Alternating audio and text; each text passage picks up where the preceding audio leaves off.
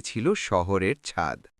নীলা দাঁড়িয়েছিল একা, কিন্তু তার একা থাকা মানে একাকিত্ব না, কারণ তার বুকের ভেতর তখনও রাহাতের নামটা ধীরে ধীরে শ্বাস নিচ্ছিল। রাহাত প্রথম দিন বলেছিল, তুমি হাসলে আকাশ নরম হয়ে যায়। নীলা হেসে চোখ নামিয়েছিল, আর সেই চোখ নামানোর ভেতরেই রাহাত হারিয়ে গিয়েছিল চিরকালের জন্য। তাদের ভালোবাসা ছিল খুব শান্ত, কিন্তু গভীর। রাহাত নীলার কপালে হাত রেখে বলতো, সবাই ছেড়ে গেলেও আমি যাব না। আর নীলা চোখ বন্ধ করে বিশ্বাস করত, ভালোবাসা এমনই হয়। কিন্তু ভাগ্য নিষ্ঠুর, সময় তাদের আলাদা করল।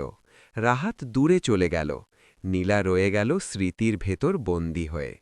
প্রতিদিন রাতে সে ছাদের আকাশের দিকে তাকিয়ে ফিসফিস করে বলতো, ভালোবাসা কি এখনো আমাকে চেনে? বহু বছর পর বৃষ্টি নামল ঠিক সেদিনই, যেদিন রাহাত ফিরল। ভেজা রাস্তায় দাঁড়িয়ে নীলাকে দেখে সে শুধু বলল, আমি ফিরেছি, কারণ হৃদয় তোমাকেই চিনত। নীলার চোখে পানি, ঠোঁটে হাসি। সে এগিয়ে এসে রাহাতের বুকের কাছে মাথা রাখল, শব্দ ছাড়াই বলে দিল, ভালোবাসা ফিরে আসে যদি সেটা সত্যি হয়।